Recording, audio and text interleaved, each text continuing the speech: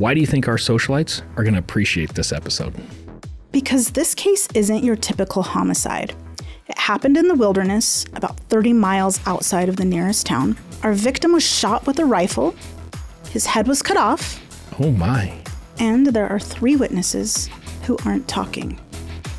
This case will ruffle our socialites' feathers. Welcome to Socialite Crime Club.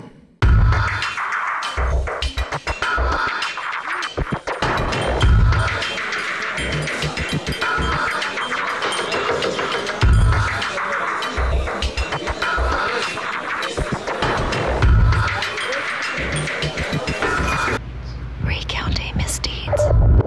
Misdeeds I made like him.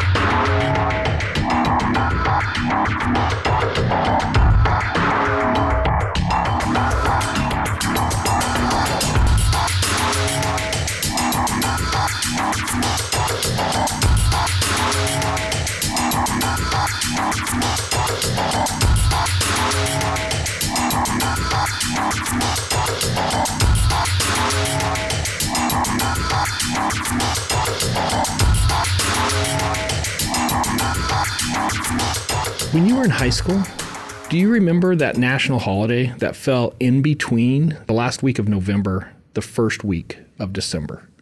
No, there were no holidays in between Thanksgiving and Christmas. No, everybody gets out of school early. Like, you don't even go on Friday. You get out early Thursday and nobody goes to school on Friday. No, was this your ditch day or something?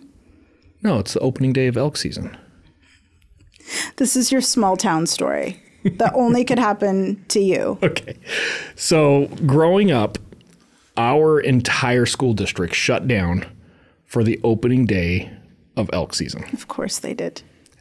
I was in my 20s before I realized that wasn't normal. That like every school in the nation didn't shut down.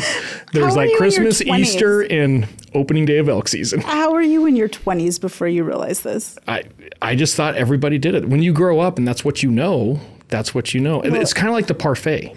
Yeah. So Sai has this story about the word parfait. P-A-R-F-A-Y. In this small little town that he grew up in, there's a little tiny Dairy Queen. There's maybe, 6 seats in there? I don't even know. It's really small. It's like standing room only. But he was telling me that he didn't know how to spell the word parfait with A-I-T until he got out of Springerville in his 20s because on the window they always spelled it P-A-R-F-A-Y. No, it wasn't on the window. It was the main sign on the side of the building. Like it was a custom formed sign where just the letters. Oh. So even the people who made the sign didn't realize. It's not like people just stuck letters up. They had a custom sign made that said parfait, P-A-R-F-A-Y. Oh, see, I was thinking maybe somebody painted it in the window and they just didn't know how to spell it. I didn't realize it was like a permanent sign. Permanent sign, parfait. So again, I was in my 20s when somebody corrected me and I'm like. So elk season, the day of elk season was like everybody was just off school. The teachers wouldn't show up because all the teachers were hunting. So they had to let school out.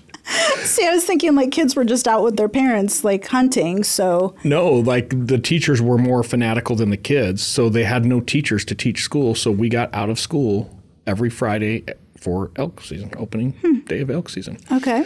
Now, it's probably important that I should clarify as well.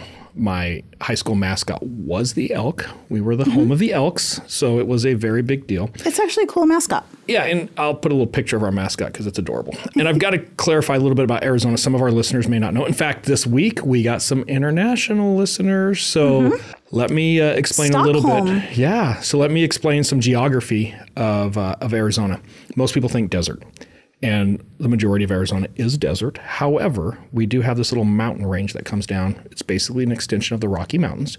And we have this area called the White Mountains. It's about 7,000 to 10,000 feet high, gets a crap load of snow in the winter. There's a ski run. It's a beautiful, beautiful, pristine forest. It's actually the largest ponderosa pine forest in the world. Yeah. The elk there are unbelievable. You can't compare them to anywhere else in the country, in the world for that matter. There's world record elk that are taken out of this area every year. It's incredible elk hunting. So I grew up in this small town in the White Mountains where I didn't know how to spell parfait, and I thought everybody got opening day of elk season out. Do you ever feel kind of embarrassed telling that story? Not at all. I'm very proud of my upbringing and my small town. I loved my growing up in a small town. We weren't hunters as a family. My dad was actually an artist. He was a school teacher, but he was also an artist, and he did a lot of wildlife drawings. And he was kind of a naturalist. Yes. In a way. Not a naturist, but a naturalist. Yes, very much so. Well, his degree was in biology. He was very big into the wildlife biology scene. Okay. And he drew a lot of pictures, so he would go out and he would take pictures of wildlife. I can remember as a small kid, we would go bugling. And I want to make sure our audience is tracking this. Bugling, these elk make a noise. They call out during the rut. Kind of a screaming noise. Yeah, and the rut is during mating season. So it happens in late September, early October, and it runs for about 3 to 6 weeks, depending on some of the temperatures and the moon cycle, all these other things. But I can remember as a kid, we would go bugling to call these elk in. And if you're really good at bugling, you can actually fool the bull elk, and they will come to you, basically. You don't want to get too close. Hang on, let's define what coming to you means. You're not petting them. No, they'll gore you to death. So exactly. it's a so good idea. I don't want like somebody going out and thinking, oh, well, I said so. Call in an elk. Yeah, I have some carrots here. Yeah, no. And the idea, the name of the game is to stay as hidden as possible. So you get in the tree line, you get in the grass line, you wear clothes that aren't easily visible. You wear camouflage so they don't see you. I wear camouflage so they don't see me. And you use your bugle, and over the years you can perfect it. And I'm just now, as old as I'm getting, just now getting to where I feel pretty competent that I call elk in all the time now. And I've taken you bugling. Yeah, and I actually really love it. I didn't know how fun it would be, just being that near to nature and just being so discreet and quiet that they never realize you're watching them in their natural environment. You're actually watching them breathe and you're hearing their footsteps. It's just an incredible feeling to be there and be a part of that. Right. And when you're good, you can actually start to get calls back and forth. Like you can exchange these calls, and it's really cool. And if people haven't heard this, I found an audio clip.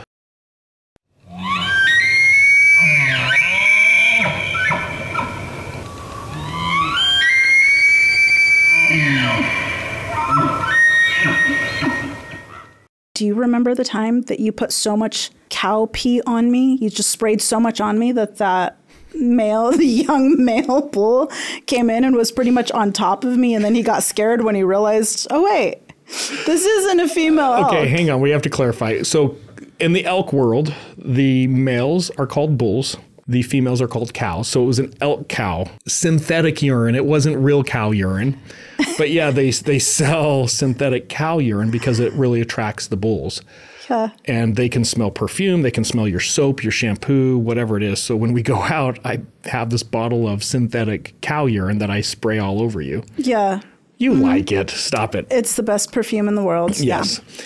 Okay, so there's some background on bugling. And I want to make it really clear, like I'm not a hunter. I've never hunted for the most part. I'm just not into it. But I do understand the need for hunting and wildlife management. So I'm in no way am I opposed to hunting. I think it plays a very vital role. However, we've kind of developed this love for wildlife and kind of this passion. And every year, like we mark it off on our calendar, we're going to go bugling. Yeah, the harvest moon typically. And where this was really symbiotic for me years ago is we started getting involved with state game and fish organizations that were targeting poachers or different types of crimes that would happen in the wildlife world. And through training, so we offered training classes on how wildlife investigators could use cell phones to actually solve these poaching cases. Right.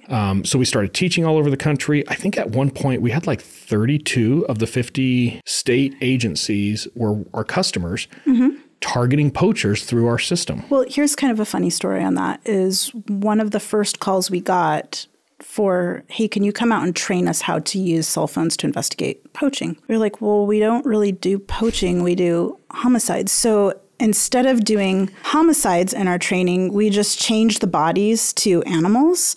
And it all worked out the same way. They loved it. They thought it was the best class ever. Yeah, and I had a bunch of homicide cases. And it kind of was. It was the best class ever because that's when we started going to Montana and we were river rafting with everybody awesome. And it was great.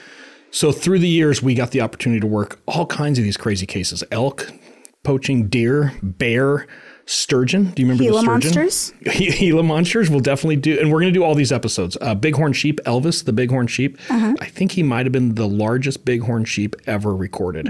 Narwhals. Narwhals. So anytime our audience sees one of our episodes and it starts off with poached, we're talking about one of our poaching cases. Of all the cases I've worked throughout my career, these by far are my favorite cases. I really, really enjoy working them. My passion's there. Like, it's just been a lot of fun.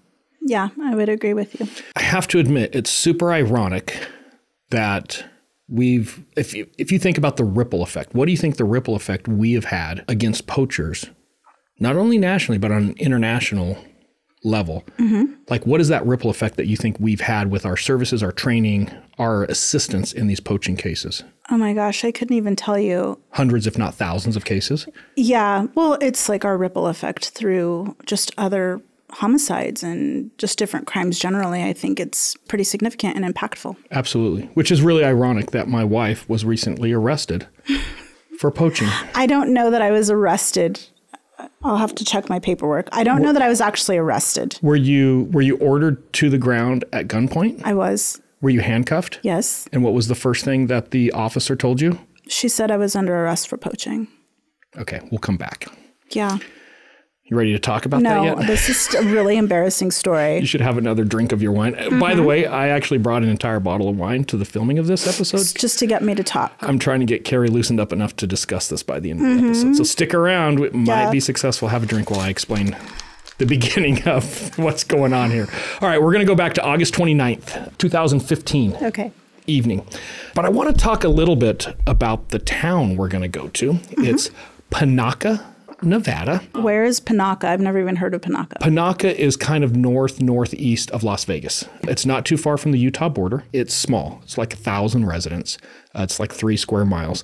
It was actually first settled by the Mormons in 1857. Any idea why the Mormons might be trying to settle in Panaca? Because they were being tossed out of other places for having non-monogamous relationships? Literally, the United States Army was marching to Salt Lake City to evict the Mormons. So they were running away. 1857. So they were looking for other strongholds. Panaca could have become today's Salt Lake City, but that is crazy. The Army actually retreated later on. There was no major good thing Las Vegas came to be. Las Vegas was actually also first settled by the Mormons, looking for an alternative place to Salt Lake. Very few You're people kidding me. No, I didn't know that is Las Vegas. If you really track the roots back, that a lot of it was the Mormons coming out of Nevada looking for water and farming areas. Okay, let's get to our case. Sorry. Oh, no, we're not done with Panaca.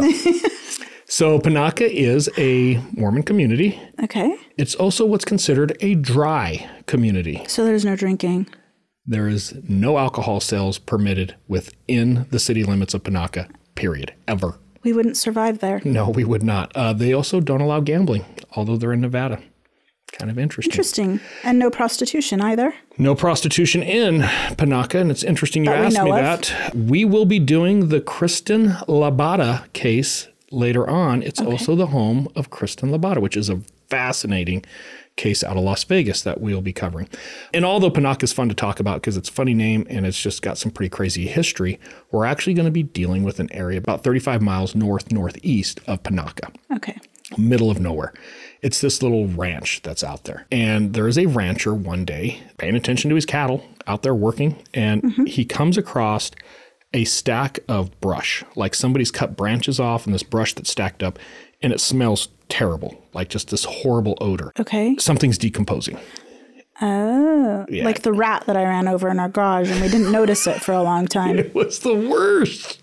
Yeah. We thought it was the trash can, so I just put the trash can out, and then the next day it smelled 10 times worse. Yeah, that was terrible. Yes, the same smell. This rancher's been around long enough to know there's branches stacked up. I didn't stack those branches up. Something's decomposing underneath those branches.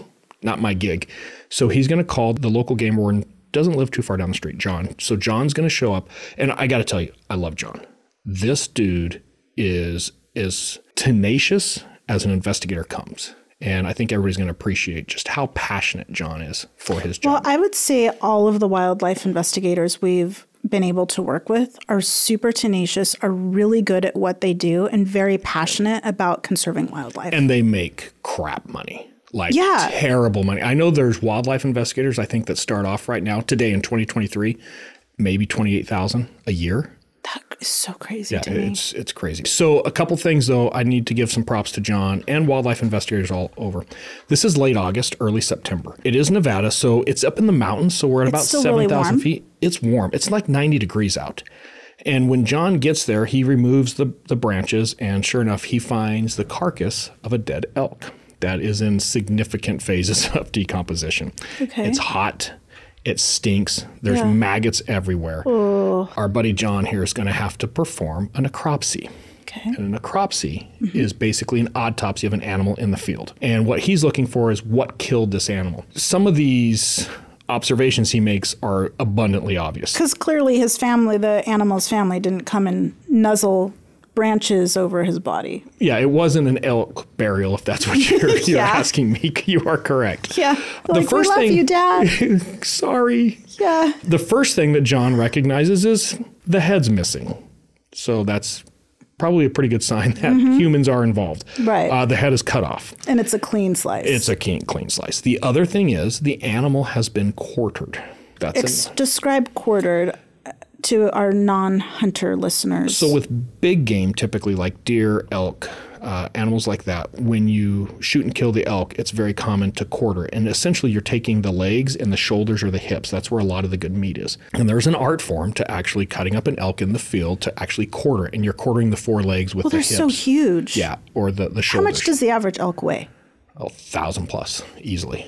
Full-grown adult elk's got to be well over 1,000. I would imagine. I'm going to look it up, and we're going to insert it right here in the YouTube feed. He notices the quarter. The other thing that's very interesting is the back strap is gone. And the back strap, think of that as like the loin or the fillet. It's the filet mignon, if you will. Okay. So immediately John's like, okay, somebody killed this elk. It's elk season in Nevada. It's archery season. Okay. So he's thinking he has what they call a waste case. And what a waste case is if I kill an elk and it's a big, beautiful elk and I just want the head to mount in my living room and I just cut the head off and I leave everything else. That's waste. I'm wasting the rest. And even though I have a legitimate hunting tag, I legally can kill the elk. But you can't just leave the whole body. Exactly. It's a waste. And it's a civil thing. It's a fine. But he's thinking, okay, maybe I have a waste case here.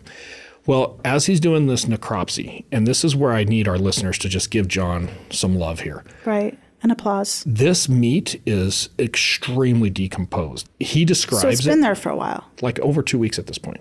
Okay. He describes it like, think about keeping a roast in your crock pot for like 10 hours and then reach your hand in there and just pull out the meat and it just falls apart. It's just like that, except for instead of being a nice, yummy roast, it's because it's completely rotted. And as it falls apart, the maggots are falling out.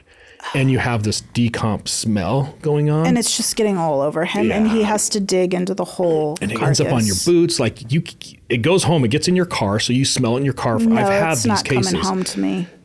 It's not coming home to your house. I have to get completely, you hose me down in the front yard naked. Our neighbors are like, would you people stop? Yeah, you're no longer a naturalist, you're a naturist at that point. Yes. So what John is looking for, though, is a bullet or some type of an injury that he can equate to how this elk was killed. And what John runs across and his keen eye catches is some broken ribs. But the broken ribs are more significant to him because they appear to be bullet injury, not archery.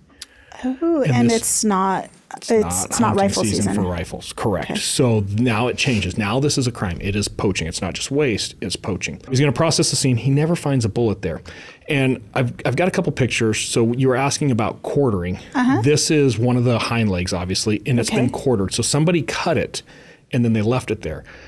John's investigative prowl, if you will, is telling him somebody was going to come back for this, and they just didn't. There's no reason to take the time to quarter it if you're not going to come back for it.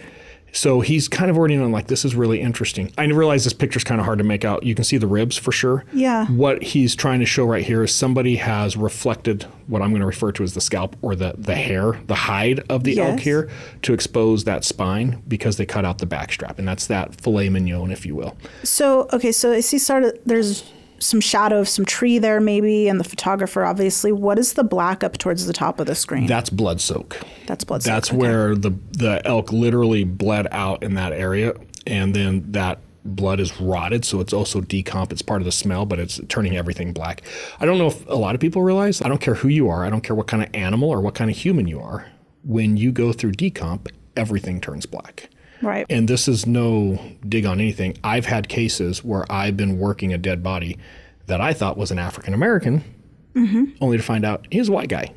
And just severe decomp. Like you can't tell the difference depending on the stage of decomp. So yeah, that's what you're seeing with kind of that black. Interesting. Yeah, it gets really interesting. It almost looks like there was a fire lit or something there. Kind of, yeah. Nope, that's the blood soak in the decomp. So John is giving it his all here, and I just love this guy for this. When he finishes the necropsy and digging through, and you can imagine how horrible that is, how many people just want to go home at that point and get in the fetal position and shower, right?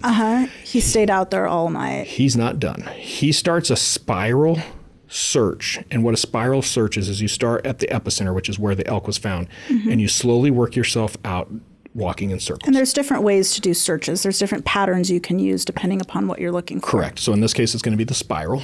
He's going to get about 200 yards out. And if you think like how many times do you walk in a circle to get 200 yards out, like it's probably 100 circles he's made at this point. Right. And he comes across. In a big meadow. In a big meadow. He comes across a second scene that he immediately recognizes, oh, look at that. And it's blood soak. And he's able to quickly deduce by looking at everything, this is where the elk was killed. This is where it was shot and fell down.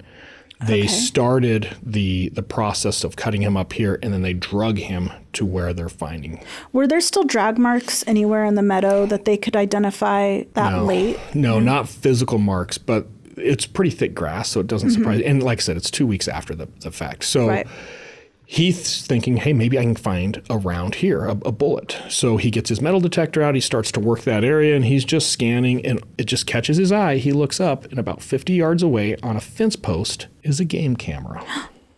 Oh, yes. And not only is there a game camera, that game camera is pointing directly at him where he's So I'm assuming there's some, well, you said this was on ranch, so this must be the nearest rancher's game cam. Right. And he knows this rancher. He's from the area, so he calls the rancher up.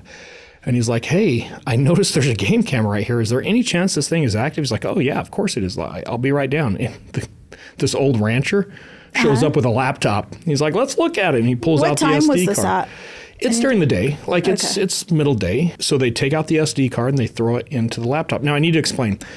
This rancher has a pretty big chunk of area, but he has a lot of elk on his property. The reason he has these game cameras is he can record how many elk he sees throughout the year. So let's say he's got a herd of 150 elk that he gets throughout his ranch. By taking these pictures through the game camera, he can file a report with the state of Nevada, and he can say, hey, Nevada, your elk are eating all my damn grass for my cattle operation. Because the cattle are state-owned, or I'm sorry, the elk are technically state-owned. Yes, so they're state-owned, and there's what's called a depredation tag. And what this depredation tag is, if he makes the case to Nevada, they'll review it and they'll say, yep, you're right. We thank you for feeding our elk. Here's an elk tag that you can sell for private use. And because of the size of elk that are in this area, he can probably sell that for like $15,000 to maybe $20,000. That's amazing. And he recoups some of his loss. Because he can't run enough cattle on his property because of how much grass the elk are eating. Correct. And he can't run the elk off or kill the elk. Right. So he has to tolerate the elk. So this is the state of Nevada saying, we appreciate your efforts. We're going to compensate you. And like I said, he can sell this tag for like $15,000, $20,000. So he makes good money. So you're damn right those trail cams are working. Yeah. So to John's surprise, they start going through the trail cams. I got a picture of the actual trail cam here. You can see it kind of mounted to like an old phone post or something? Yeah, kind of, yeah. Now, these are motion activated, so they're not constantly recording, and they don't record actual video. So these are just grabbing little snippets of when something walks by. When something walks by. So they start reviewing it, and sure enough, on August 29th, around 9 p.m., somebody comes in the area with a spotlight, and you can see the spotlight in the camera. And as they're spotlighting these different elk, the camera's picking up the motion, and it's taking these pictures. So you see a handful of these pictures of somebody using a spotlight on the herd, and then you get to a picture that's right here. And I've tried to brighten this up, and I've tried to clean it. So let me describe this both to our listeners who can't see it. Is that our elk on the left there? On the far left is our victim. And I actually have a couple things we can talk about here. So I've put what I'm calling the azimuth. It's the heading. It's also going to be the trajectory of the round. Our suspects are off to the far right, and you can actually see some light like on some rocks and boulders. That's right along the side of the road where they're parked their truck and they're shining the spotlight across the field. In the dark shadow area. Correct. And then that red line that I just put across the screen, that's the spotlight coming across the scene. It's also going to be the trajectory. The first two little dots or the shadows there that you see that red line intersect with, those are the two cows. Okay. So these are adult female elk that are with this herd. Sure. And then kind of right in the middle, there's a smaller one, and it's actually like eating grass right now. That's his son. The baby. That's the calf, yeah.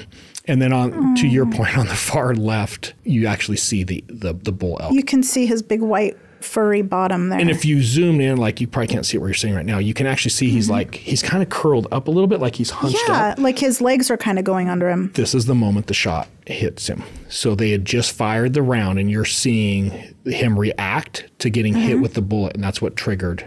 Well, you can even see his eye glowing in the camera. Yeah, you got a little glow there. He's going to fall right there. He's going to die right where you see him there. And unfortunately, his two wives and his son are going to witness this. So there's our three witnesses. And you're right, they ain't talking. So how far is our bull actually from the camera right here? From the camera, maybe 50 yards, maybe. Okay. From where the shot is taken, a little over 100 yards, probably about 170, I think is what I figured on the recreation. And I'll get into like how we get involved with this case. There's this saying we used to have, the PC gods are raining down on us. Yeah. And what I mean by PC is probable cause. Right. For law enforcement to really do anything, we have to articulate probable cause. So anytime we just happen across evidence like this is the PC gods raining down.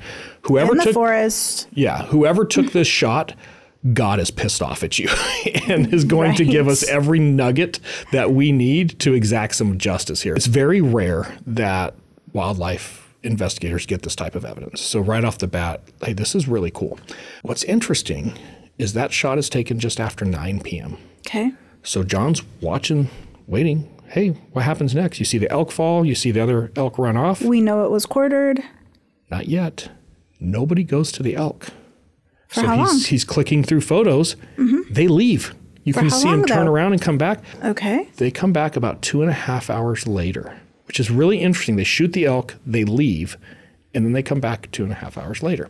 When they come back, there's two people on an ATV, and they ride right in front of the game cam. So we get some pretty good pictures. As John gets to those pictures, he recognizes something that he's like, oh dear. The two people on the ATVs are wearing hats.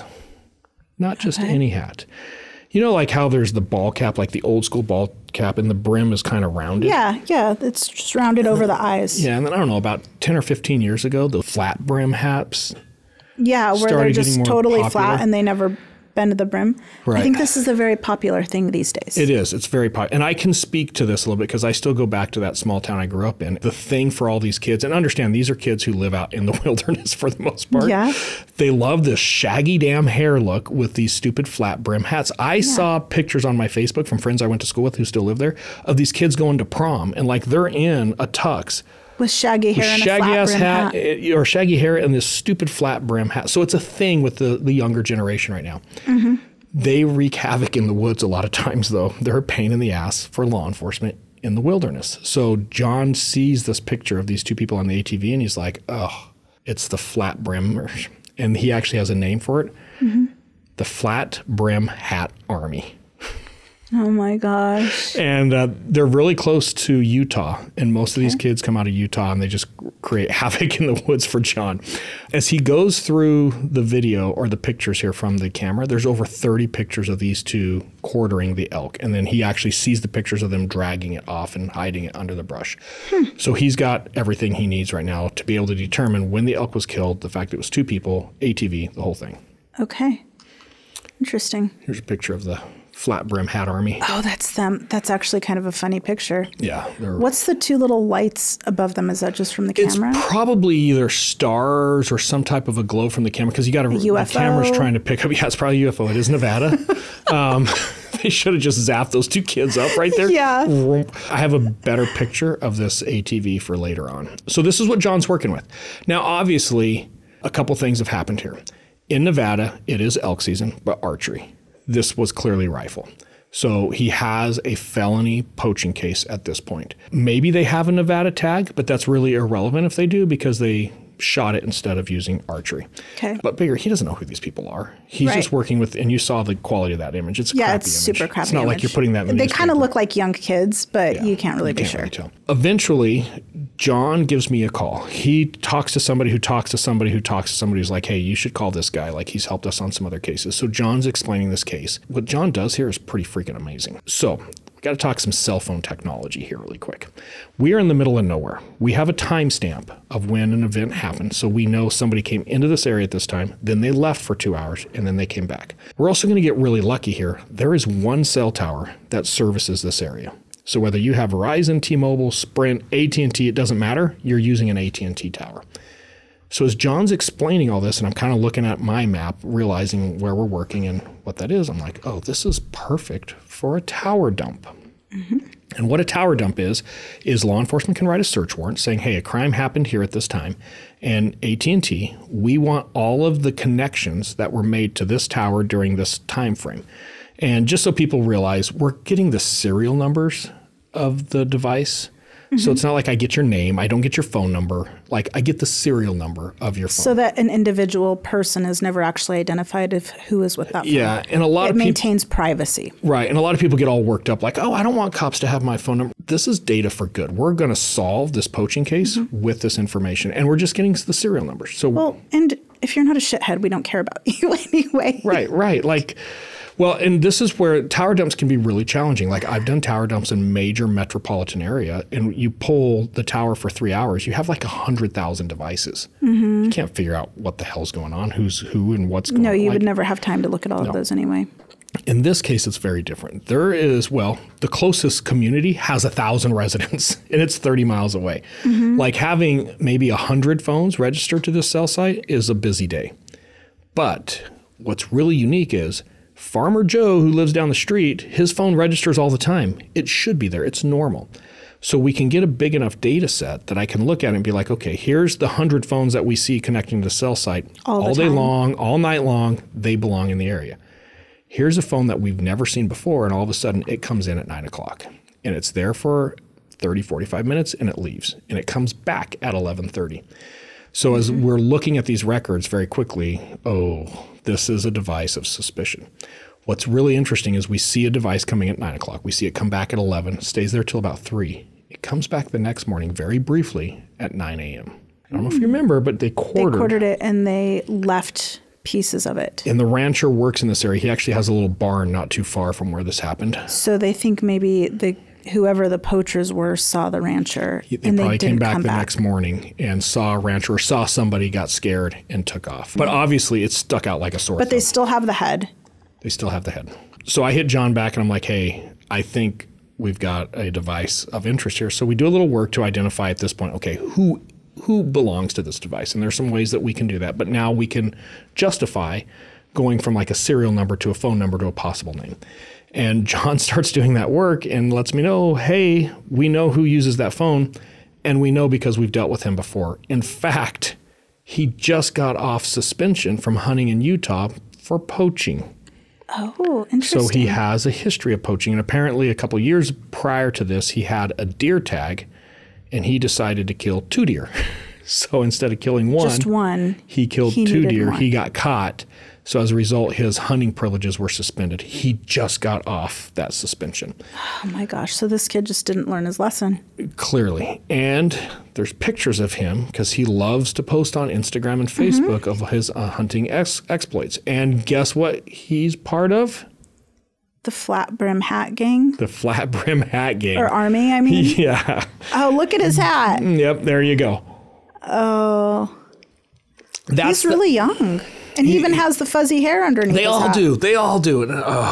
You know, when I was a kid, you come to get on the bus to go to football with hair like that. You get your ass kicked. Yeah, our coach literally had a pair of scissors and he'd set you down and cut your hair off before you could get on the bus. Like it was just a different time. Yeah, it was a different time. So yep, there's part, and he's at a taxidermy office. And here's what's really cool. We were able to identify this taxidermy office through the phone records. So are these the 2 deer he had killed in Utah? I don't think so. Oh, there's like a bear back there too. Yeah, there's all kinds of stuff in there. But it gives you an idea. We immediately now have gone from who possibly did this crime to here's a phone that is in the area that shouldn't be, that's pretty clear this phone's going to be associated, to immediately here's a guy who can't stop posting on Facebook and Instagram, and that'll be really critical. Now, it is also elk season in Utah. I'm only going to identify him by his first name, Zachary. So when we're looking at this picture here, that's Zachary.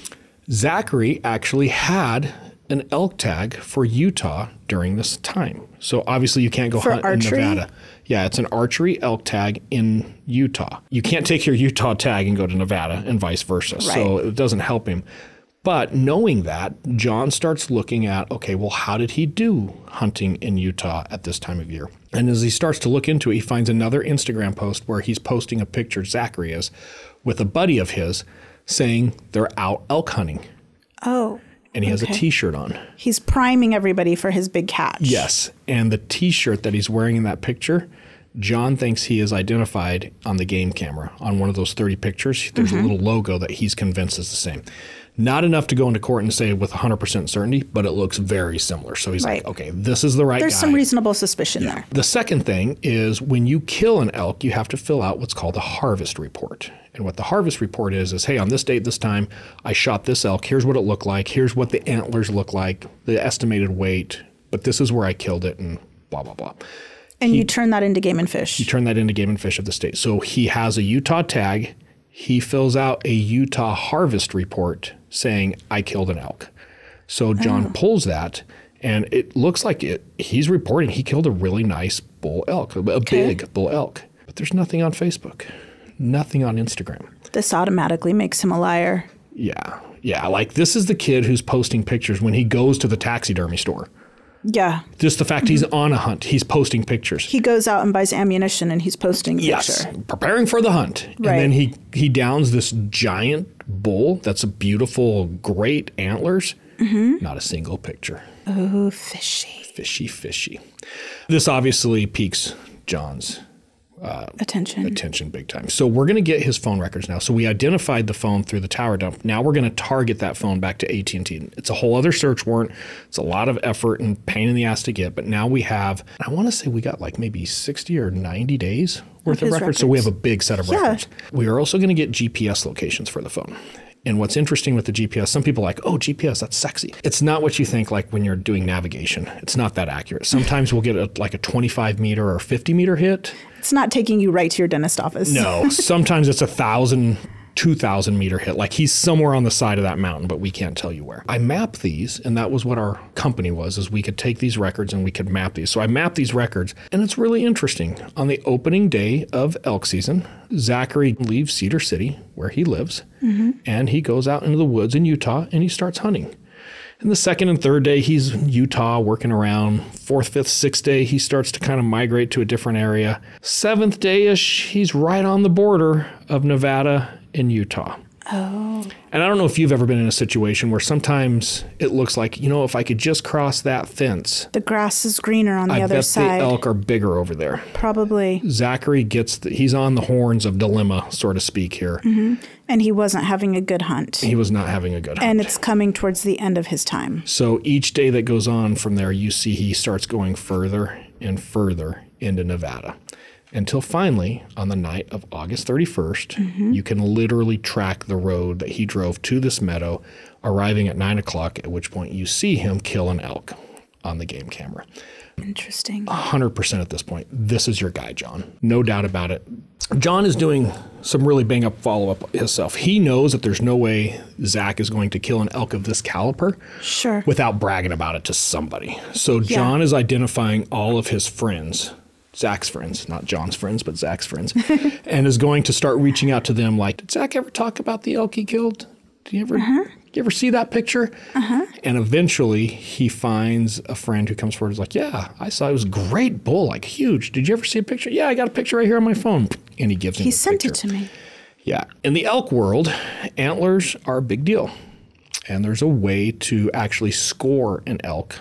What do you mean by score an elk? The size, the quality, the mass of an elk. So when you start talking about world record elk, one of the ways that they look at this is the antlers. So there's an entire scoring guide that you look at a set of antlers and you can score by certain features, the size, the length. And each horn of the antler is referred to as like a G1 or a G4 or G6, whatever it might be. And this determines the size of what size of an elk? The score. So you'll hear people score the size of an elk by their antlers, and they'll give them a number. Okay. Like it's in the 400s is good. Okay. And it's based on these antlers. Well, this is a picture of our victim before he was killed. He's very handsome, isn't he? He is. Yeah. What would you name him? I don't know. You're always good with names, like Breathless Bear. Bruce. Shit. Sounds like kind of a Bruce. Bruce. Hello. If you look at his antler here, this was taken on the same trail cam that we saw the four-wheeler pass. Just now it's during the day. So people are understanding too, a massive bull like this will get with a group of cows. He is the primary bull elk with these cows. And what John was ever able to show is by reviewing all of the footage from the rancher, this is the bull that's with this herd. All the time. Up until August 31st. And starting the next day, this bull is no longer around. So he's able to deduce this is the bull that was killed that night. He does have quite a rack. He does. So we're going to focus on the G4. Now, G4, if you start counting from the antler closest to the horns that are coming out on his rack there, closest to the ear, counting up, it's 1, 2, 3. And when we get to the fourth one, I just highlighted it for you there. Do you see that at the top? Notice that fork. Yes. That, I won't say it's uncommon, but it's unique. It's almost like a fingerprint to this. It's a little wishbone-ish looking. Yeah, and where it breaks like that, as far as that little split, where it's located, like that is like a fingerprint. So if I could find another picture of this elk, I could probably positively identify. The other one is right in front of his eye there. That's the G1, that very first one. If you'll notice one of them, it's got like a little crook in it, like almost a 90-degree bend right towards the end. Yeah. Also very unique.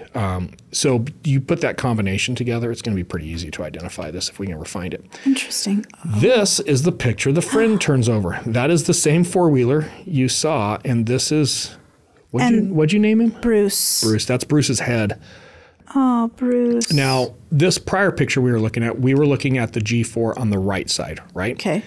Now we're seeing the left side, but you can still see that G4 and notice that same little wishbone you were talking about. Well, and I guess you can still kind of see the prongs a little bit of those lower horns. Right there. Too. Yeah. Yep.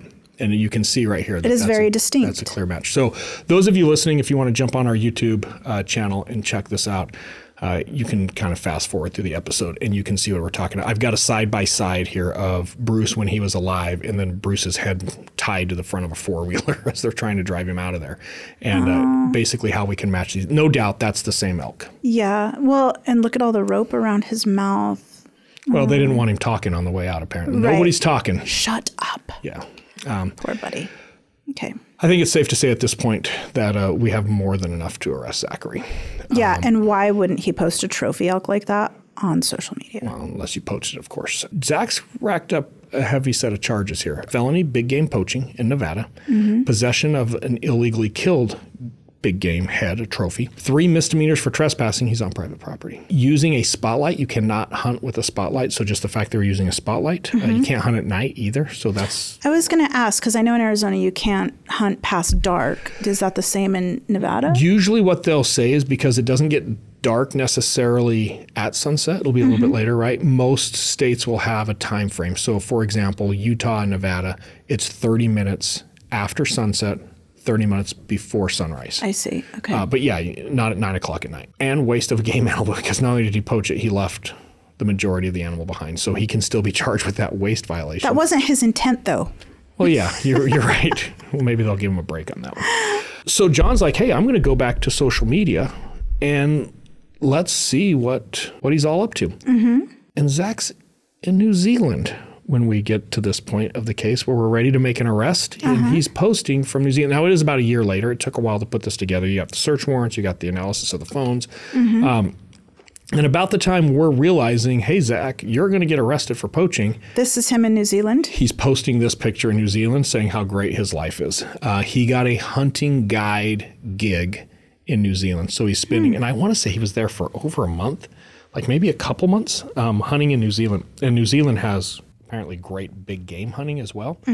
So John starts following him on his social media, and they are literally waiting for him when he flies back to the United States, and he is arrested upon landing. That's a great long game play. Yeah, that's some tenacity for you right there. This does get charged as a felony, and they're going to throw the book at Zach. I've seen homicides where people walk pretty easily. He was arrested. He was released on a $10,000 bond. Oh, my gosh. Yeah, Nevada's not playing around with him. He goes back. He's actually going to plead guilty, so it never goes to trial. It's a pretty strong case. You know, people don't have very much empathy or sympathy for people when it comes to killing animals. It's funny you're saying that. I don't know how many homicides I've worked, how many times I've talked to people about homicide stories or questions. I talk about some of our poaching cases, and people lose their shit. Yeah, they tear up. Yeah. Wait till we get to the They're bears like, they should get the case. death penalty. You tear up.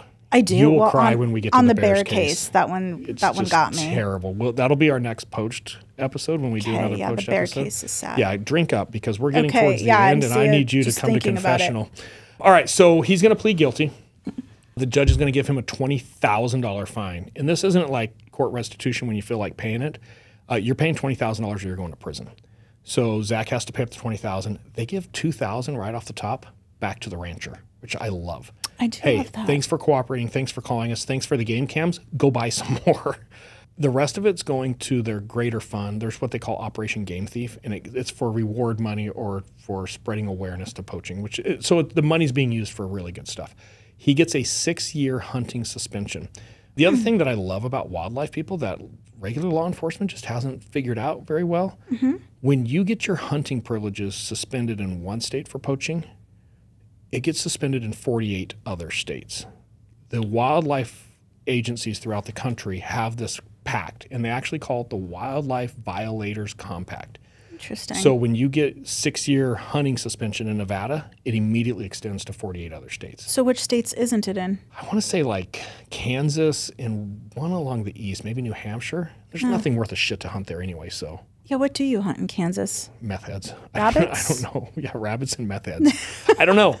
I'll look into this. Yeah, he also got 5 years of probation, and then he got a 32-month suspended prison sentence. And what that means is don't pay the $20,000, screw up your non-hunting suspension, or violate probation, you're going to prison for 2 years, 8 months. So, oh my gosh. yeah, for poaching, that's a major sentence. I think it's one of the biggest sentences Nevada has ever handed down, Wow. which is really good. We never really got much more on the hat logo and shirt logo, but there was some additional evidence that John was able to bring up that appeared that matched his Instagram. So some good stuff there.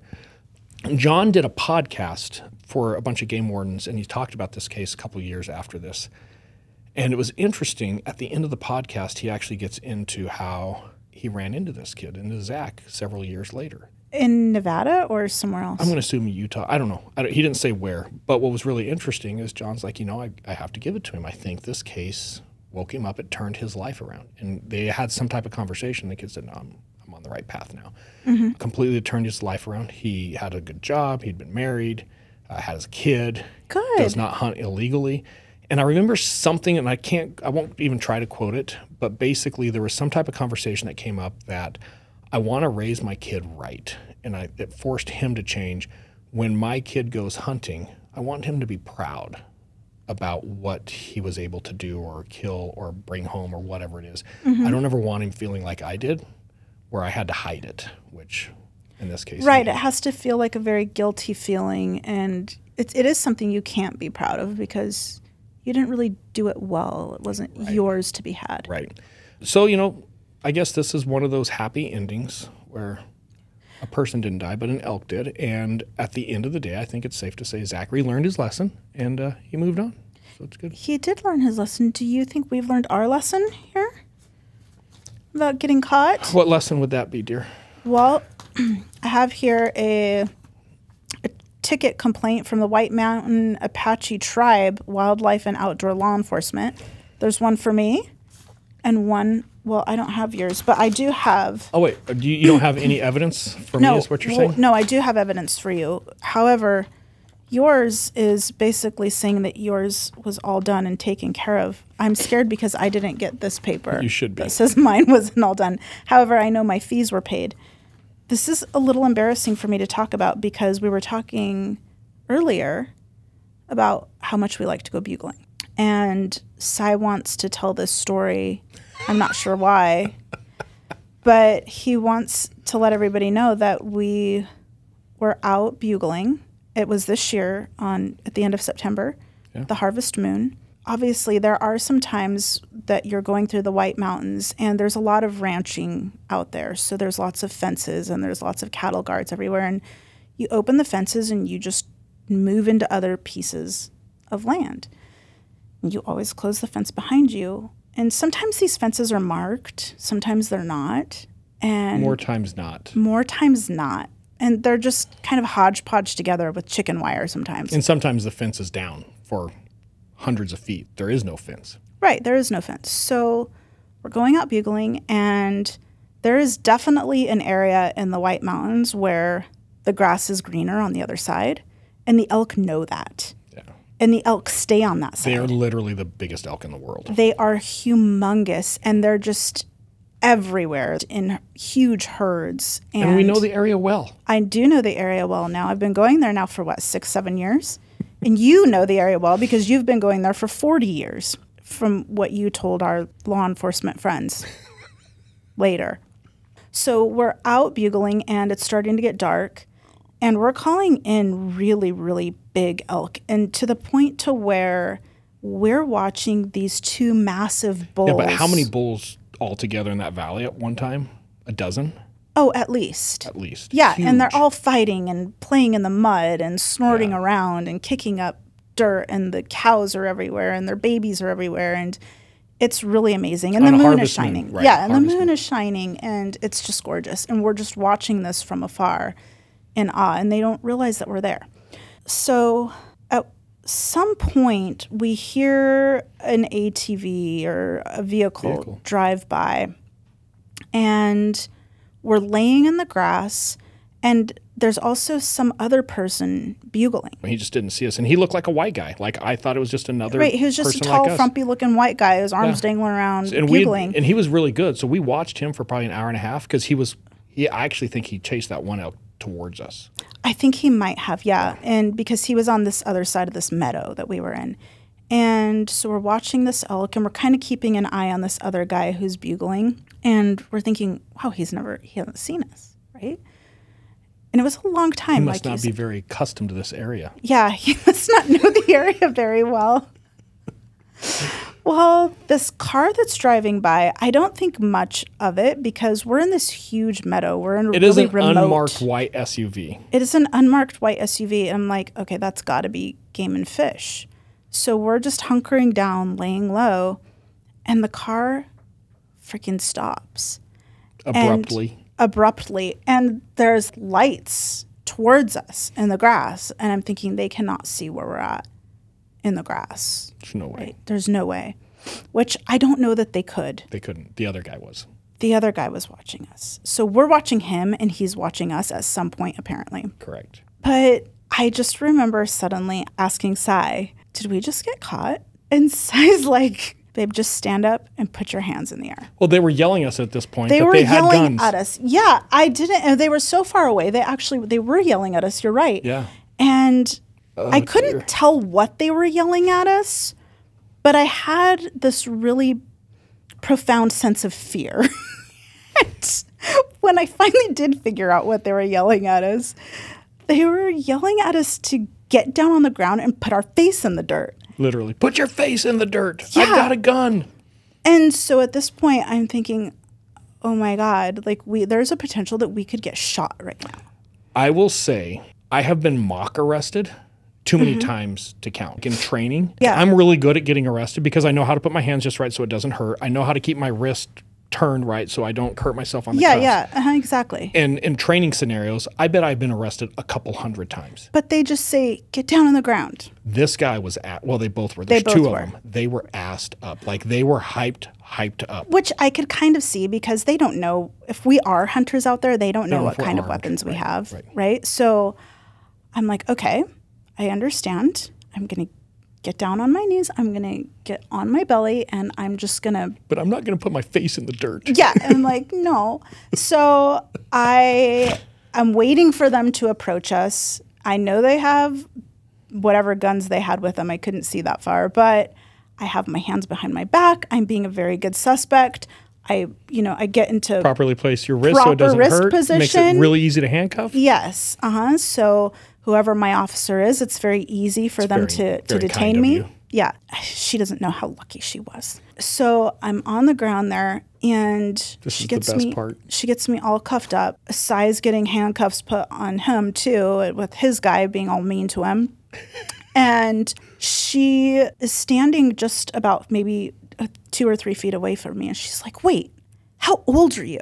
I was a little stunned because first I was thinking, well, why does it matter how old I am? Well, because you're thin and the camo makes you look even thinner. I'm not that thin, but I was probably blending into the grass, right? And then I was thinking, well, how old am I? Because I lie so often about my age that I couldn't remember in that moment in time. I remember the hesitation thinking, she doesn't know how old she is. Yeah.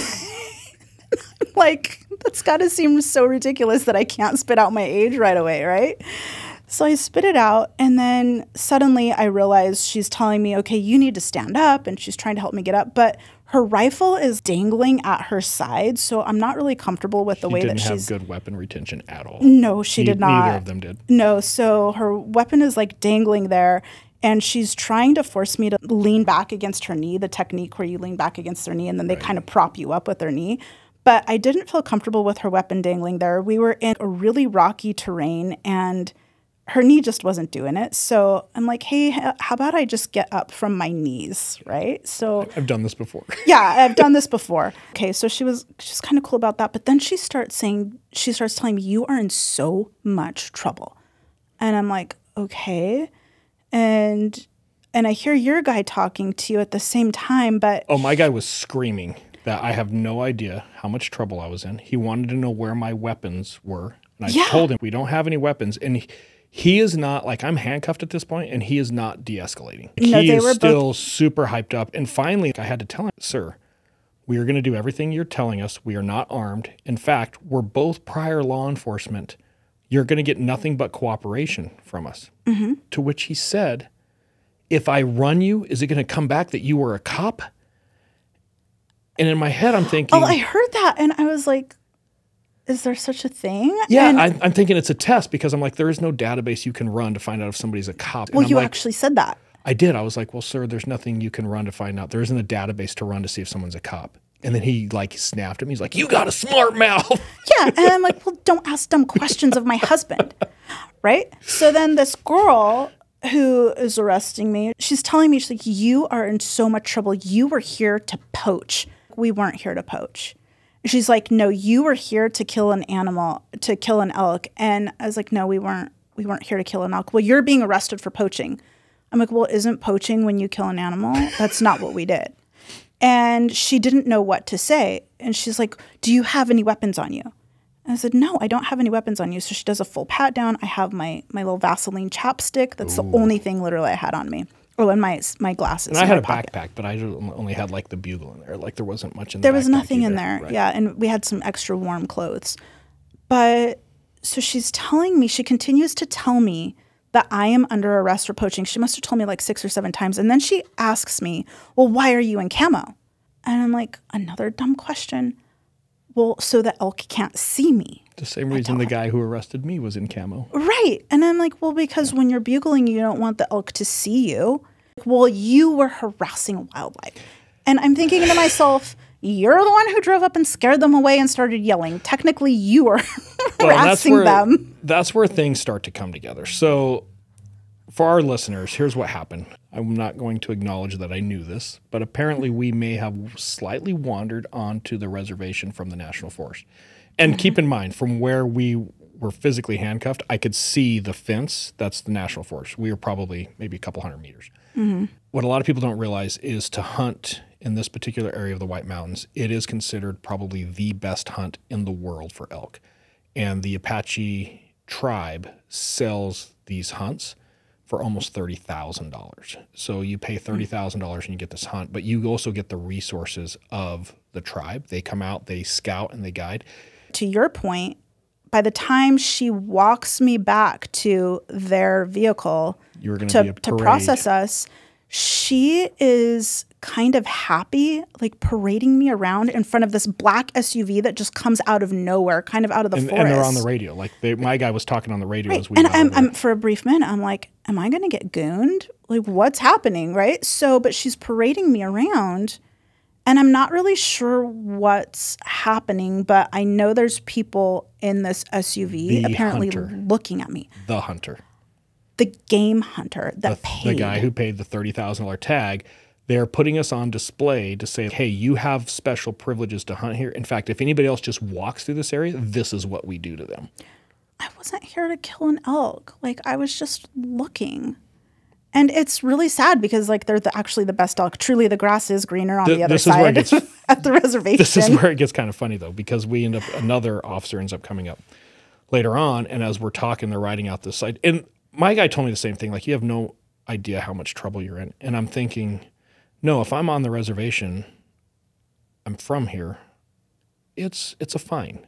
Like a speeding ticket is going to cost me more than this is going to cost. So no, I know exactly how much trouble I'm in, and it's okay. Like, just write me the ticket. I'll move along.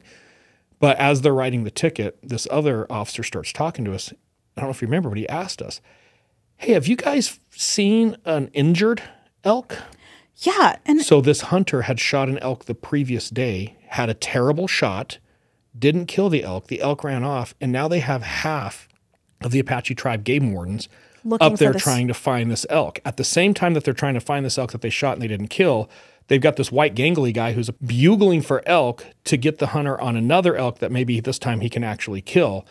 And we're the ones that are harassing the elk. And I actually told this guy, the elk that you guys shot yesterday, I think would disagree with you on who's harassing the elk here. Right. Well, and what makes me more upset is that they don't, from what we found out, because that officer told us, they don't even allow natives to hunt on their own land during the season. Even if you're a member of the tribe, you can't even walk in that area. Just crossing the fence like we did and walking through that meadow, a Native American Apache tribe member would have the same consequences that we did. Right. It's pretty crazy. And what is even more disturbing to me for these hunters is you actually have legitimate hunters going out with tags to hunt their game.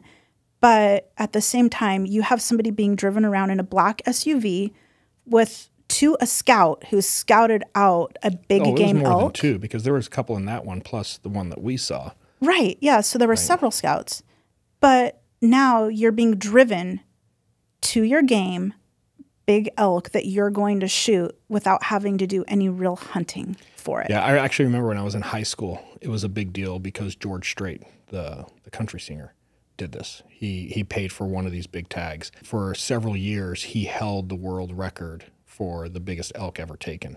And it was in that same general area, and everybody was just crapping on him because it's not hunting when you have 5 or 6 Native American guides scouring the area, finding you an elk, and then driving you to it, and you get out of the truck and you shoot it and you go home, and now you're this world record hunter. Right. So I'm all for wildlife management, but I've just never been into that side of it. Like, I think, right. And long story short, we got arrested for suspected poaching.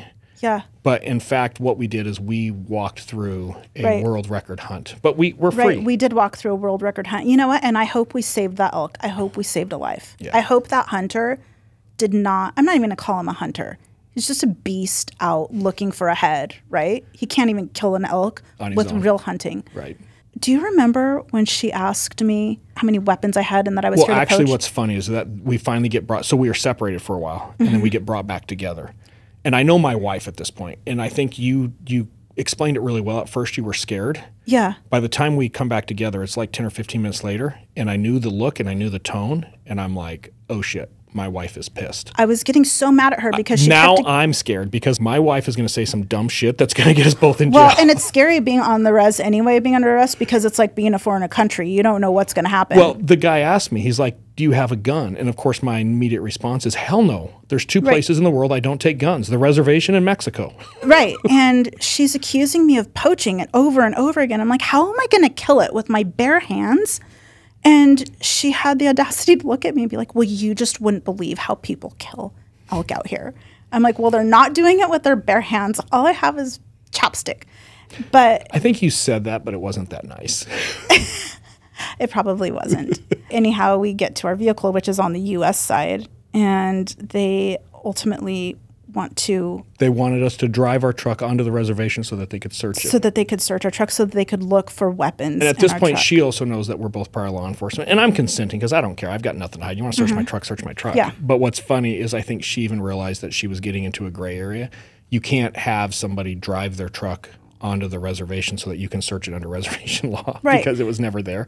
But then I have a bed cover on my truck. They never looked under the bed cover. She never looked. Like if I was to kill an elk, the only place I could put it is in the bed of the truck. She never searched the bed of the truck. Well, that's because I think she knew she was looking through our vehicle illegally. Yeah. However, what's interesting is the game warden, well, he wasn't even a game warden. I think he was just tribal law enforcement by the time they were looking through the truck. But he was telling us, oh, no, it's illegal to even bugle on the U.S. side of the border towards the reservation because you're calling an elk towards you. From the reservation. And you know me well enough. Yeah, so Cy calls Arizona Game and Fish, and he starts asking questions. They're like, no, this is I can literally sit legal on the fence line in the national forest with the reservation, and I can bugle all day long. There's nothing. In fact, I did the next day. Well, and there are actually no laws within the quote-unquote guidelines, in my opinion, of the tribal laws either that has anything illegal There's against no definitions. bugling. There's no definition that actually says bugling is harassment to an animal. Yeah, but we paid our fine. We're moving on. We are. And here's our ticket. So here's Cy. I'm a little concerned because I didn't get a notification saying that I was cleared from not having an outdoor recreation permit. I forgot to tell you. I only paid mine. You're such a liar. I know you paid mine too. We tried to run the card twice and it wouldn't go, so we had to use a different card. Entering a closed area, we were also charged with hiking in a closed area, and harassing wildlife, which was our biggest fine of $250. And I got to be honest, if the Apache tribe would just simply tell me, hey, you can bugle here, but if you get caught, you have to pay $250, I would go in a heartbeat. I'm just going to start taking cash with me. Yeah, like if this is all I have to do every time, like this I have to pay to go bugling on the reservation. Can I just meet you guys at the fence and just pay you and then leave me alone? Because you screwed up like the best part of the night was happening when you showed up. And seriously, you have the best elk in Arizona. Yeah, in the world. In the world. Yeah.